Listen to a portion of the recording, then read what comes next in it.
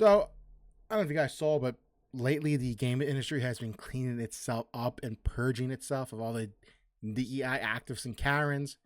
And we just got news the other day that Square Enix, they laid off about 100 some people in the UK and an untold number in the US. And it's been a lot of like LinkedIn profiles and people on Blue Sky, if you can believe it, that are posting that they've just been fired or let go from Square Enix.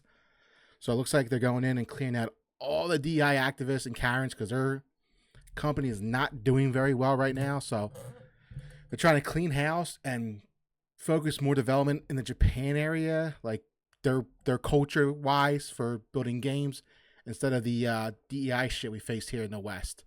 So here's a video here going over a lot of it. Hiro Hey, I don't know if hey. So here's his video going over the whole Square Enix situation right now and just the massive purge of DEI and Karens in the game industry right now, which is a great thing to see. Audience in the gaming industry talking about certain modern audience devs and corpos have been getting absolutely destroyed. For example, Square Enix announced layoffs as part of US and Europe restructuring. The subtext reading, nearly all areas of Square Enix's Western business affected by latest cuts, it tells staff. This follows years of Square Enix trying to appeal more to Western modern audience and it's been types, terrible for them, including adding more DI divisions to their corporate structure. And funny enough, as they increased such things, they've just been losing more and more terrible for their company. And now, wow, we've got some layoffs occurring here in the West. Almost like Square's realized that trying to appeal to the modern audience in the West really wasn't a great idea for their bottom line. And now they're starting to regret that, although I'm not going to give them that much credit just yet. A lot of people are talking about this Rhianna Gorman Murphy individual, who seems to be one of the more high-ranking individuals that Square Enix just laid off. You can see she was a narrative designer at Square Enix, and apparently she's part of an organization called Limit Break Mentorship, which seems to be your standard DI sort of grift. And just a few days ago, she posted this, going on to say, "Unfortunately, found out that I'm impacted by the latest Square Enix layoffs whilst I'm on my honeymoon. Gonna be honest, folks, put the fries in the bag, welcome home. I don't know what to do right now, so I'm just going to think about things for the foreseeable. Square Enix was my dream company, now I'm shattered." On the right-hand side, we can see more information about this Limit Break Mentorship organization. This whole Limit Break Mentorship thing was one big, giant DEI hangout. He'll talk more about it, but it's just like a big fucking scam. That she's apparently a part of, and it's the typical sort of DI grift you're all probably very familiar with at this point in time, as it's become quite prevalent in the gaming industry, where privileged DI hires engage in crony activism, complaining about white people having too much representation, and making the implication that people who aren't white need their support to succeed, which is actually a pretty bigoted thing to say. By the way, it doesn't matter if you're a cishet white man or someone else entirely. Either way, you really shouldn't believe these sort of people. In my opinion, they're essentially overt con artists. For example, they're going to act like they're going to do so much to help you, but then you take a look at their programs and they're not free. They want your money. 30 pounds, wow. A session, and they want you to have 6 months worth of sessions. Holy shit. So probably going well into the hundreds of dollars to get their it's one big giant super scam. Valuable mentorship. Here's their sample video. You can see this person has a sticker on their shirt that says pronouns. Mentor. So let's take a look at this. There doesn't seem to be any audio, strangely enough.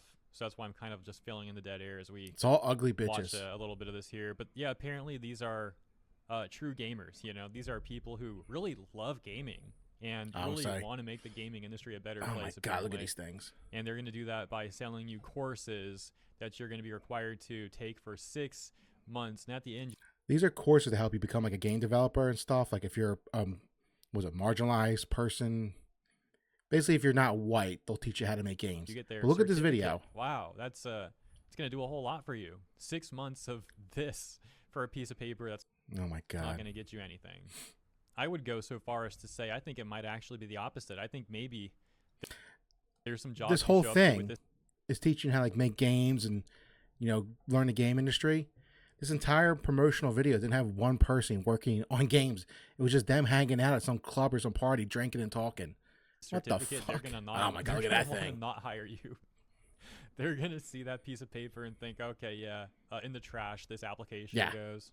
The issue I have with this promotional video, for the record, is there's no training going on. See, there's no training at all. They're just all hanging out drinking. Yeah. and they're trying to sell this as like something that's going to help your career. Obviously, it makes no sense. But yeah, that's just my opinion on what they're doing.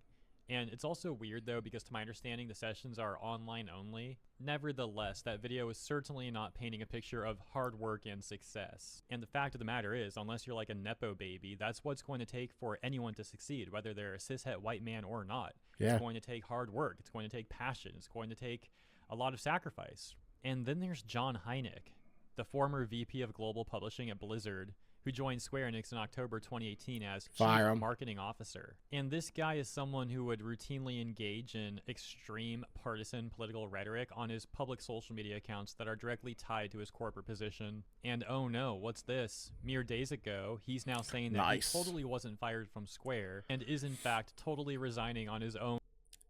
Now, what they do in this situation sometimes is that if you're getting ready to be fired, they'll let you know ahead of time, so they'll give you the option to resign instead of being fired. They did the same thing with that guy from BioWare, Coran Bush, the one who directed the latest Falguard.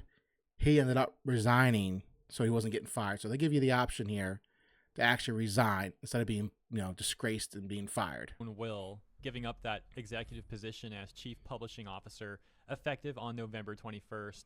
Many people, of course, are skeptical that he resigned and that this wasn't a termination or a suggestion to resign, as Square seems to be cleaning house from some of their Western branches. As we read in the intro, for example, these layoffs at Square Enix are apparently affecting nearly all areas of their Western business. And then there's China's massively successful NetEase, who is shutting down a subsidiary named Bad Brain Game Studios, which is a developer studio based out of Canada. Now, I don't know if this Canadian studio, Bad Brain Game Studios, is another modern audience type studio or not, so I'm not saying that they are.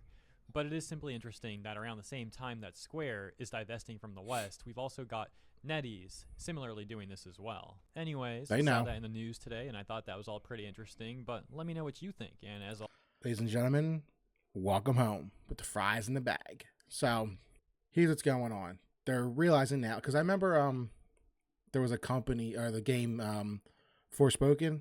I don't know if you ever played it. That was from Square Enix. They created an entire studio called Luminous Studios.